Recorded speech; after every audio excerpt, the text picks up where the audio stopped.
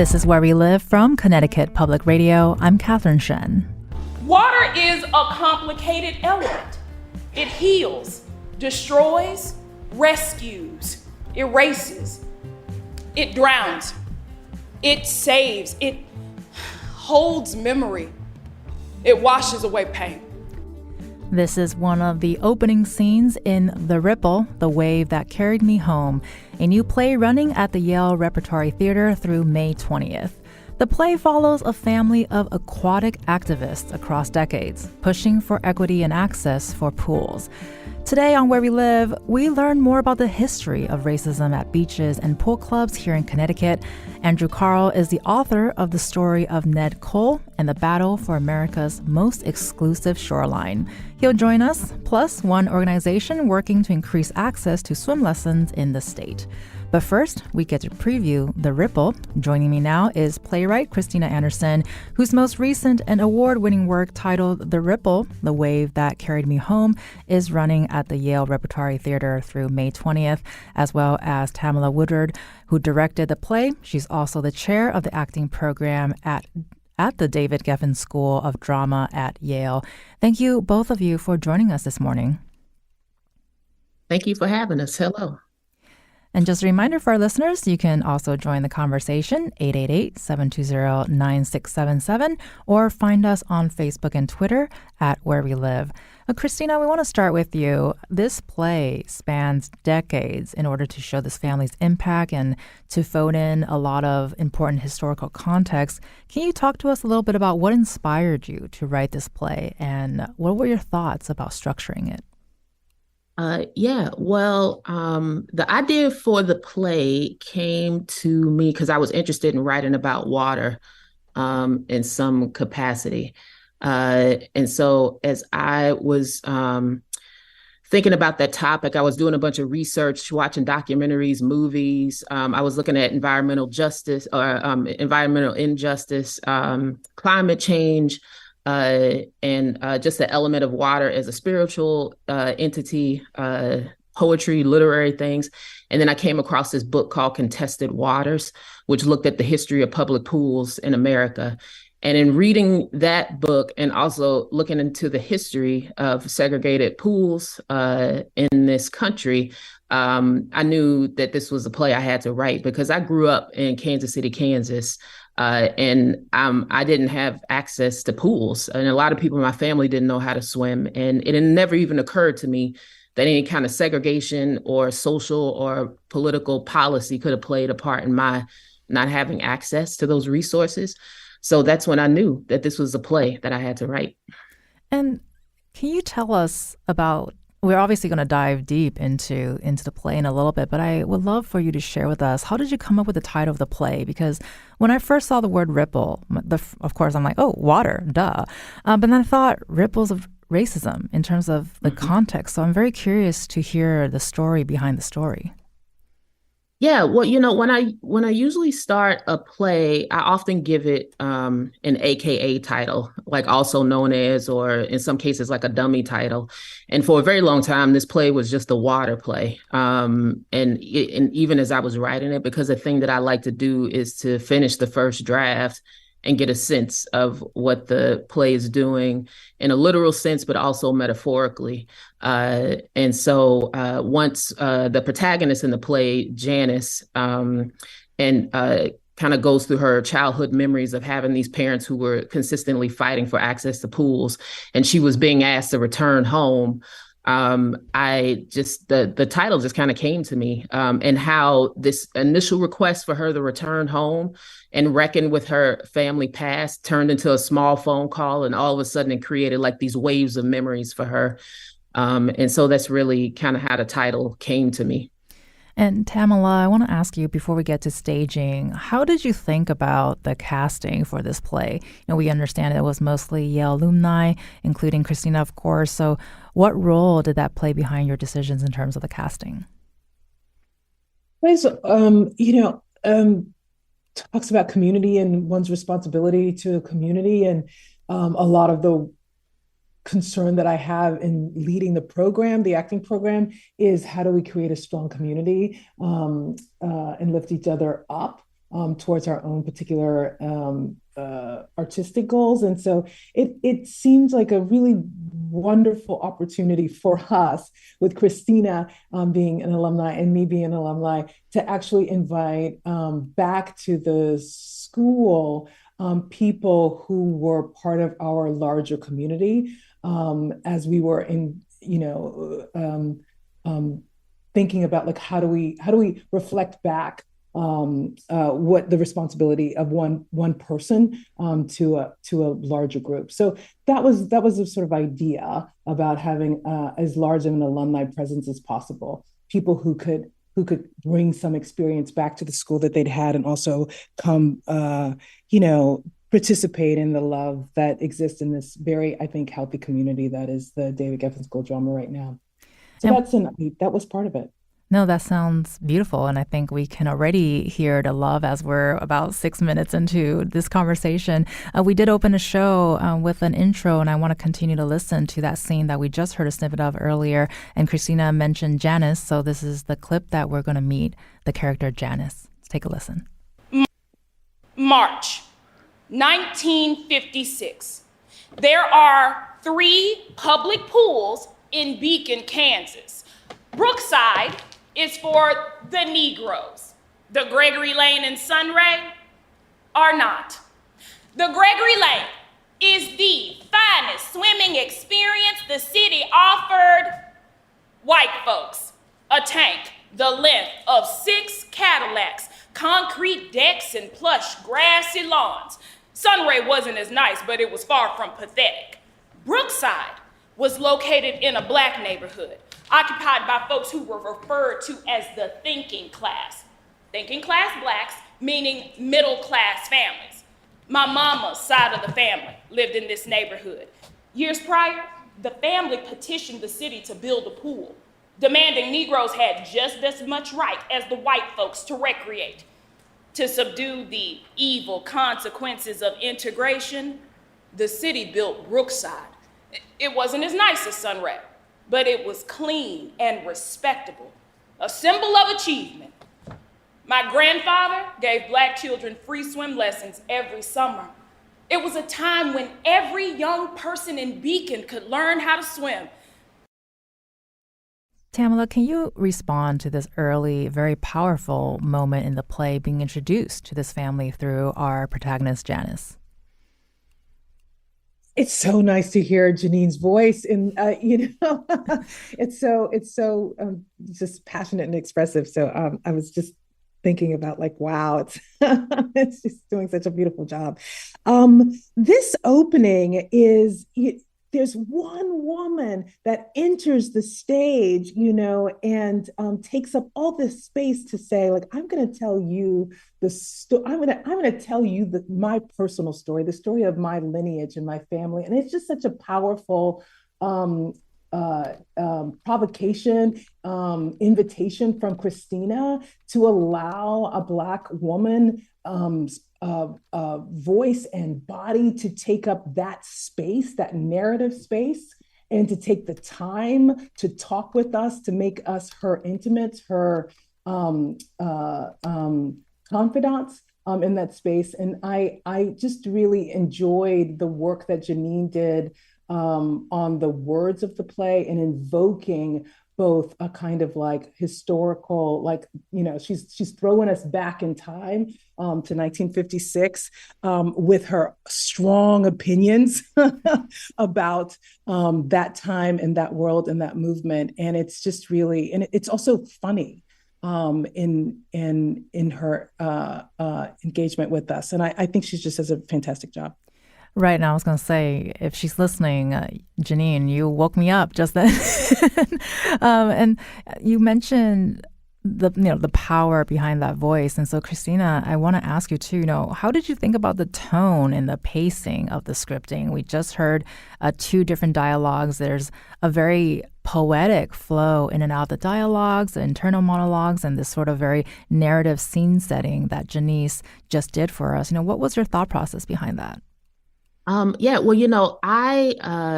am very interested in very robust athletic, I don't know, gymnastical. I don't know if that's a word. It's a word now. Language. Okay, yeah.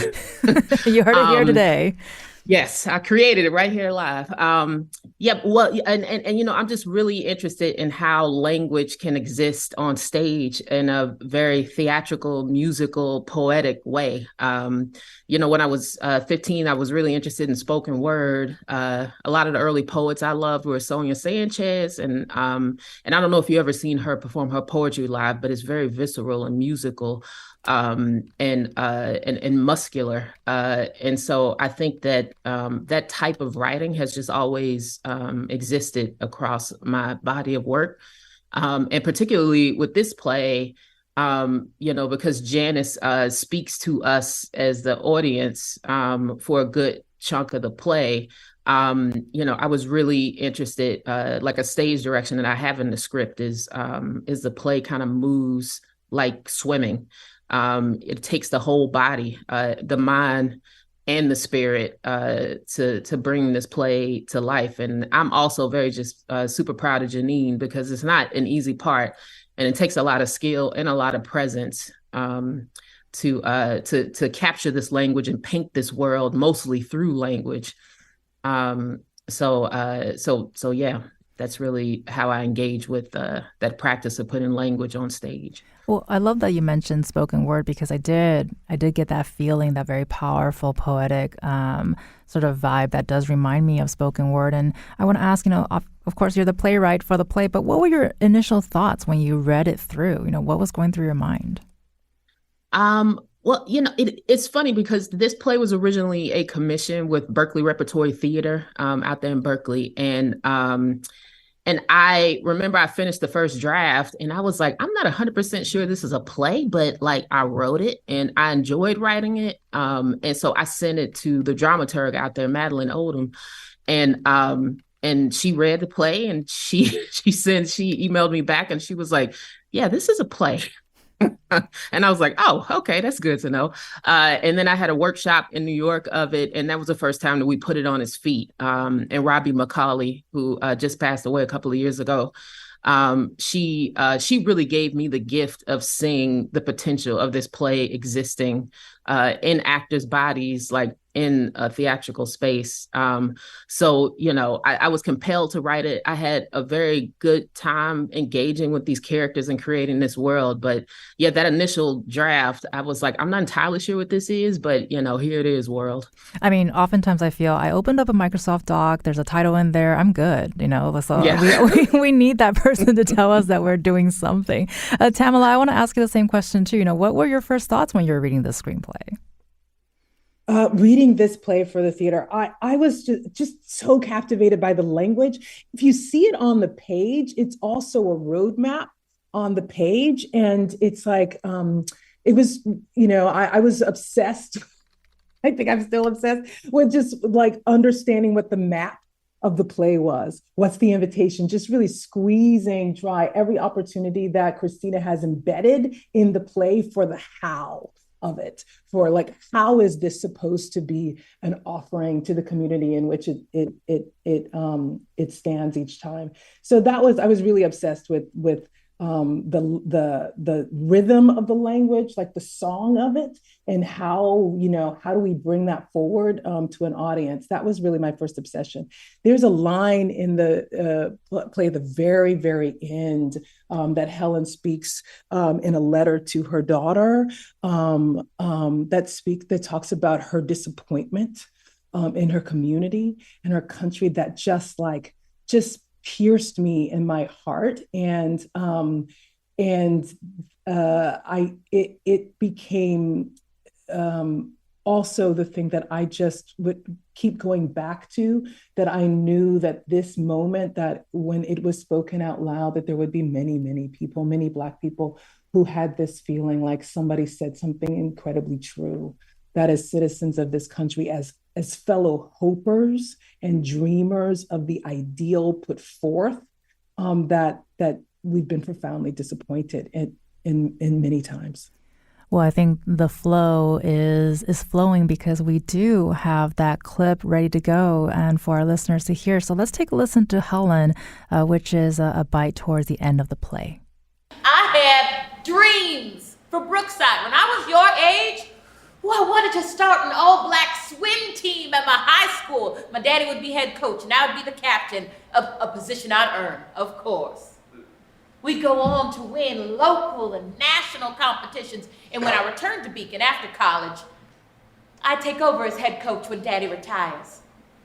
And my life plan right now would be my 15th season as head coach. In my plan, I'd give you the gift of knowing water's power and peace. I'm so disappointed in my hometown, my own country, the simplicity of my desires.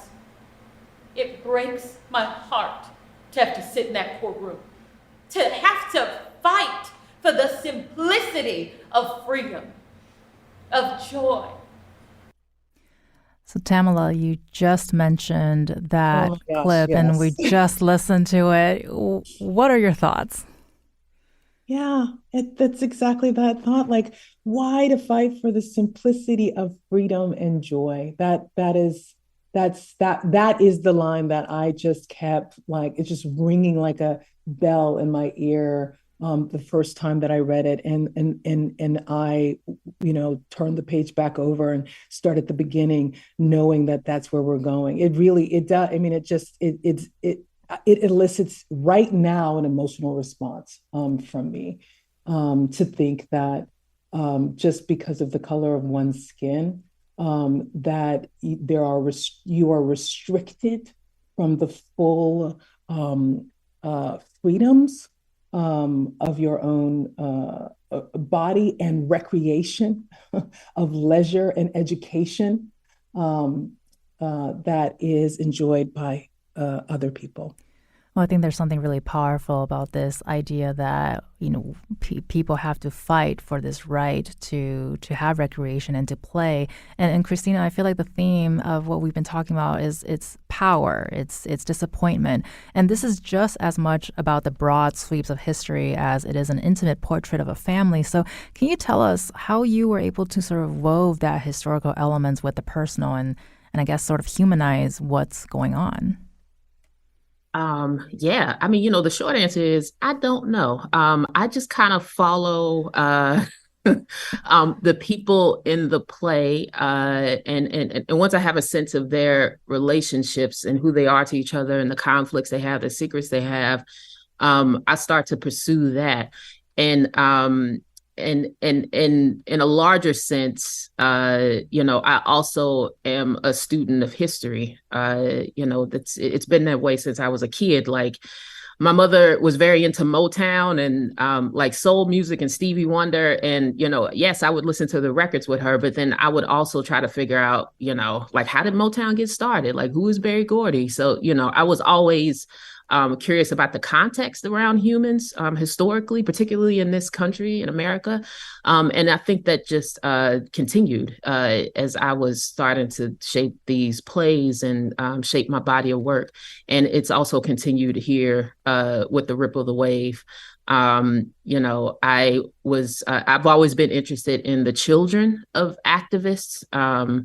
So, the children of Malcolm X, of MLK, and sort of the impact and the challenges, but also the successes and victories and the losses that those children experience having activist parents.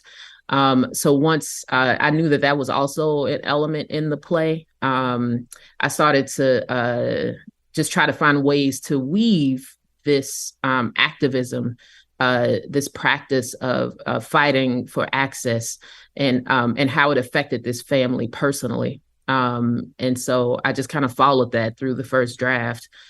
So it was very much instinctual writing. It was very much consistently staying present with who these people were and knowing what they were up against.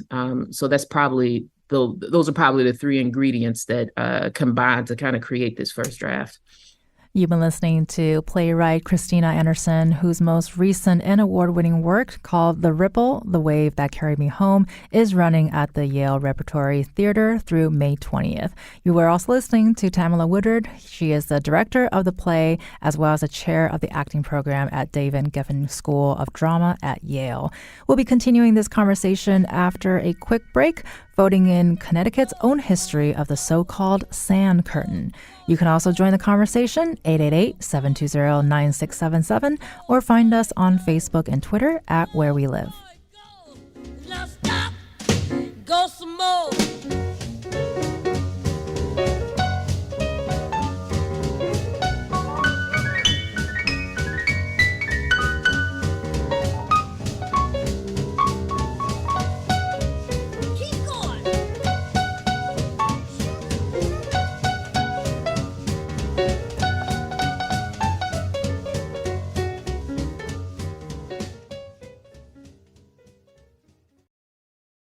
This is Where We Live from Connecticut Public Radio. I'm Catherine Shen.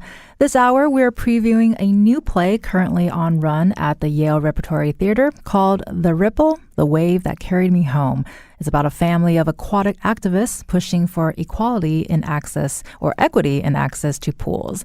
The play is set in Ohio, but Connecticut has its own history of discrimination at pool clubs and beaches. Joining us now to discuss is Andrew Carl. He's a history professor at the University of Virginia and author of Free the Beaches, the story of Ned Cole and the battle for America's most exclusive shoreline. Thank you so much, Andrew, for joining us today. Thank you for having me. And just to remind our listeners that you can also give us a call, 888-720-9677, or find us on Facebook and Twitter at Where We Live. So, Andrew, first of all, can you tell our listeners who may not know a little bit about the late Ned Cole and why is he such an integral part of the story about racism on Connecticut beaches? Yeah, so Ned Cole was a social activist based in Hartford in the 1960s who was running a nonprofit organization aimed at addressing the various deprivations and challenges facing African Americans living on the city's north end, including some of the challenges for access to outdoor recreation during the summer. This was a time really where cities like Hartford, New Haven, and across the U.S. had underinvested in recreation, including swimming pools and parks in African American neighborhoods. You had a spate of drowning deaths of African American youth in dangerous waterways that children would seek out for lack of other options. And he decided at a certain point to, and really, at the prodding of many of the African American parents, mothers who lived in these neighborhoods, to try to find ways to expand access to, and try to provide ways to provide trips for children to go to the shoreline of Connecticut. One of the many beaches along this the Long Island Sound. But when they began taking these trips down to the beach, they realized that there was very few places that they could access. Much of the state's shoreline was effectively off limits to the broader public. They were either private beaches, or they were beaches that were only and practically available to residents of those towns. And so that really began his activism on this issue and the work that hundreds of other fellow activists, as well as the parents and the children who were involved in his organization, Revitalization Corps, really dedicated themselves to trying to make that shoreline open to the public. And we're having this conversation today because we're talking about a play that's related to this story. Can you share with us a little bit about how did Ned Cole change some of this? What were his impacts? Well, he certainly put this issue at the front of the public's consciousness. I mean, this was at the time he was a very controversial activist. He did a lot of took a lot of measures that attracted attention, attracted controversy, but got people talking about it and got people thinking about this question about recreational access and equity and the real consequences that the lack of access has had for underprivileged youth in the state and across the nation.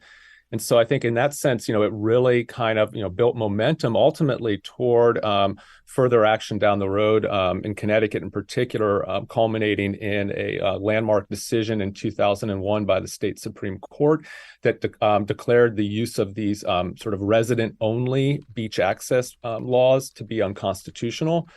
So there has been really effort, and there continues to be activism on this issue. There are groups and organizations today who are continuing to fight to ensure that that the state shoreline is available to the public. And it must be said that legally speaking, the beach belongs to all of us. I mean, this is public land, and so I think this was an issue that he took up with an eye toward the challenges and deprivations that Black youth in Hartford were facing, but I think it was one that ultimately, was resonated with a broader segment of the state's population.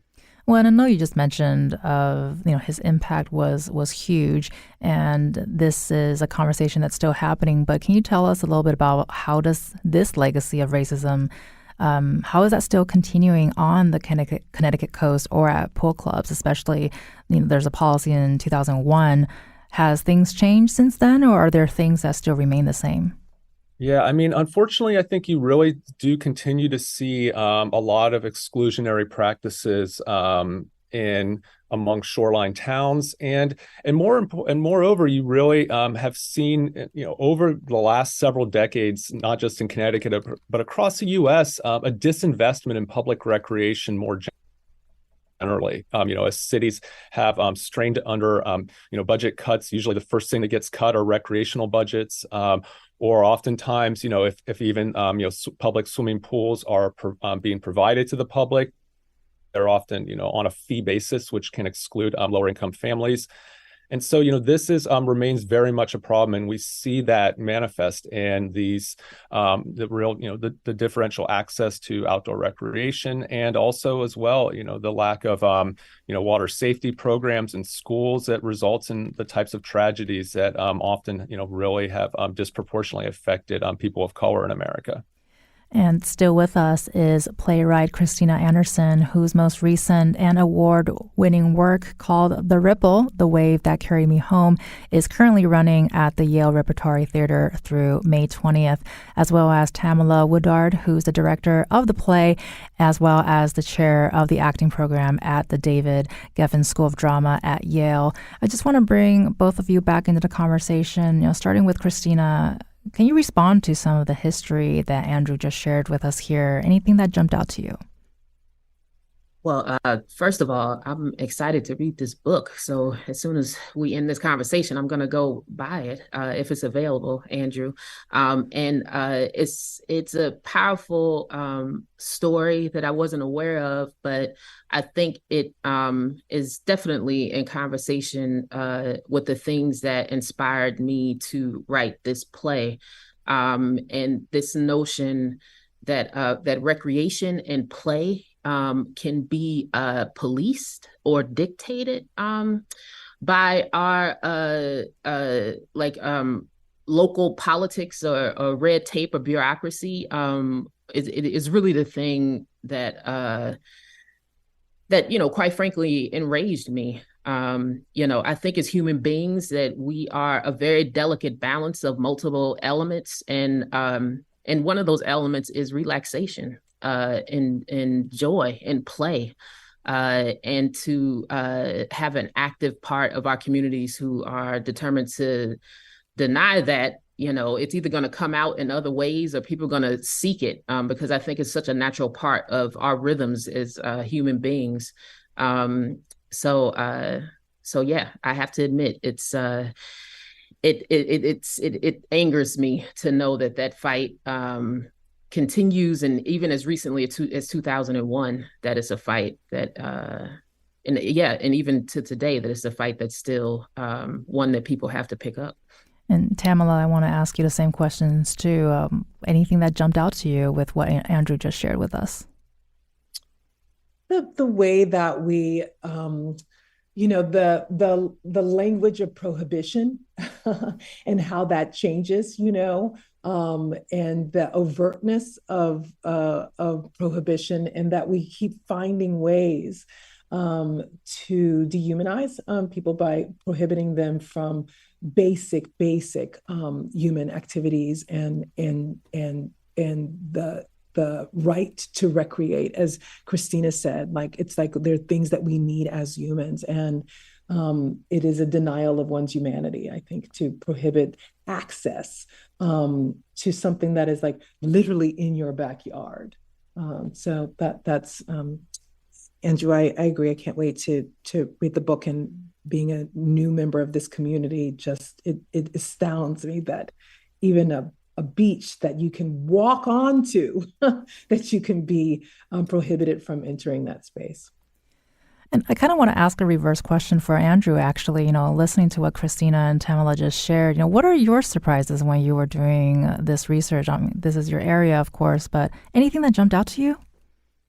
Well, I think it's worth mentioning, I mean, that, this, oftentimes, in popular imagination, we think of kind of Jim Crow segregation and the sort of the ways in which, public life was segregated in America as being a Southern phenomenon. I think, this history of segregation along the Connecticut shoreline really reminds us, and I think as well, the play here set in Ohio really reminds us that Jim Crow was a national phenomenon.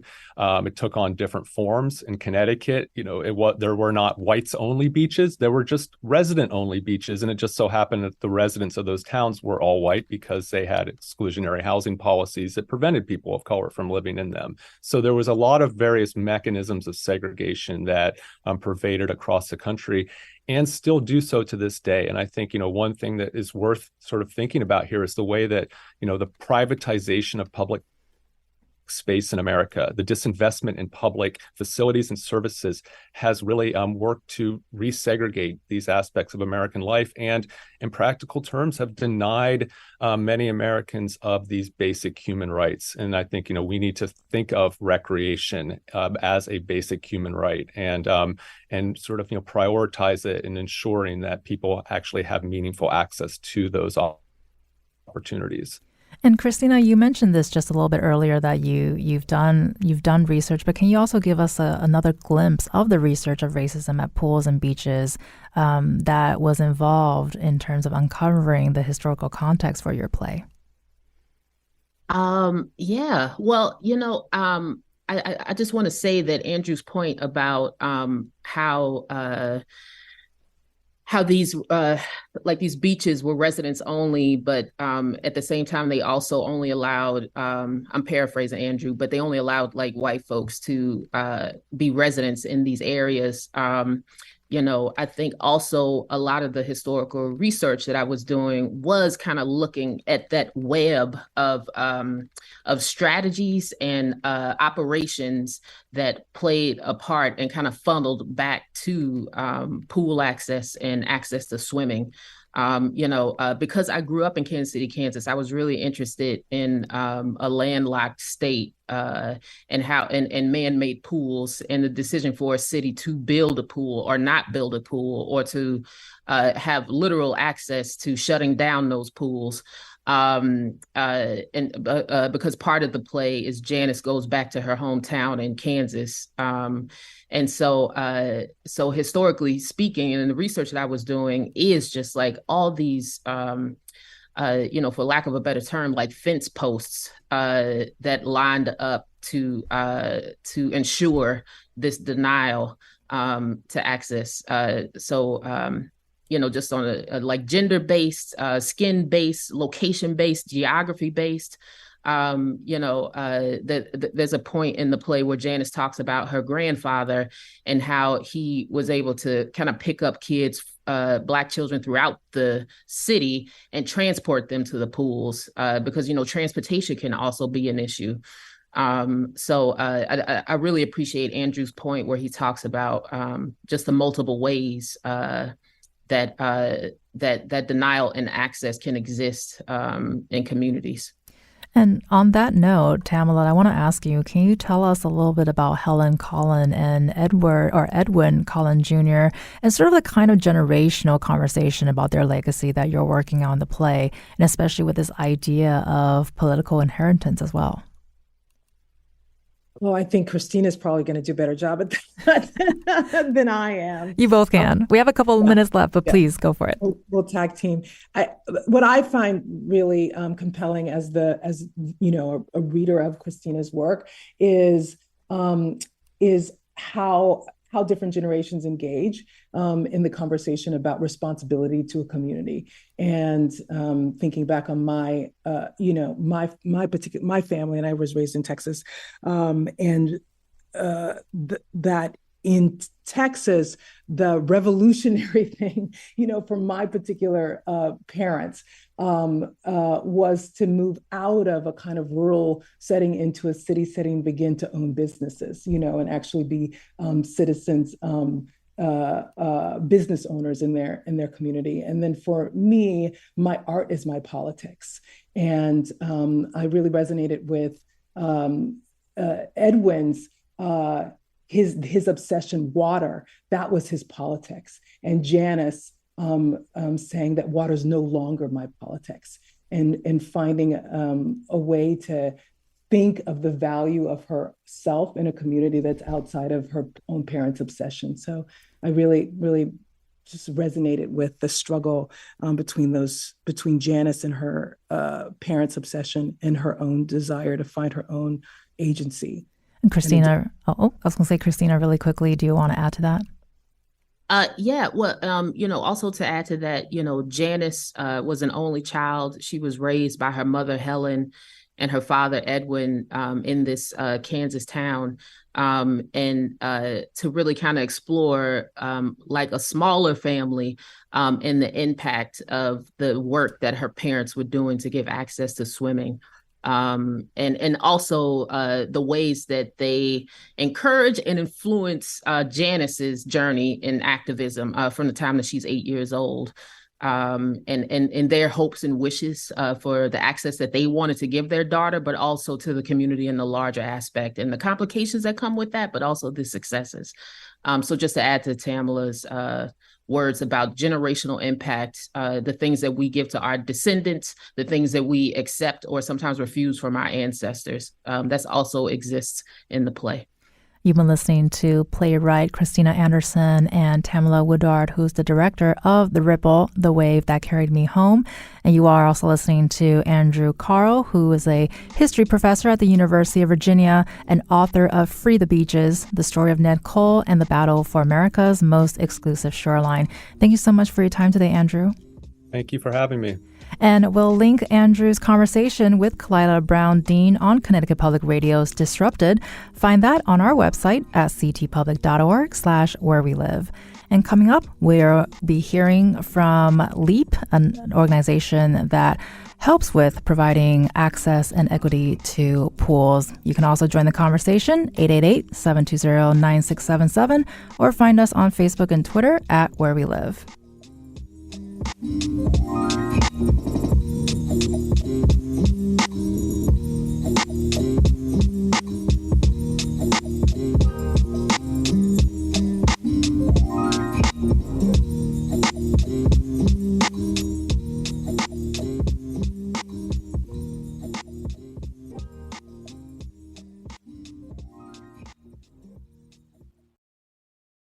This is Where We Live from Connecticut Public Radio. I'm Catherine Shen.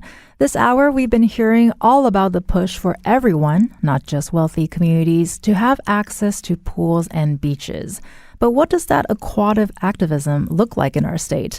One organization is focused on increasing access to swim lessons, and joining me now is Henry Fernandez. He's the executive director of LEAP for Kids in New Haven, a nonprofit that stands for leadership, education, and athletics in partnership, as well as Ryan Rooks, who's the aquatics director for LEAP. Thank you both for joining us today.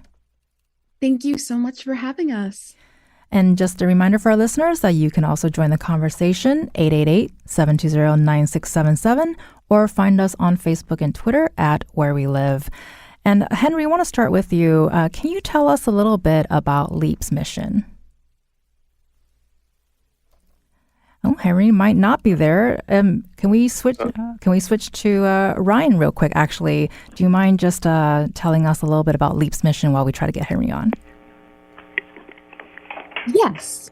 activism So works? LEAP's mission is to provide a safe haven for underrepresented youth in our community, and we provide different resources and programming for them, which includes swimming, cooking, arts and crafts, poetry, etc.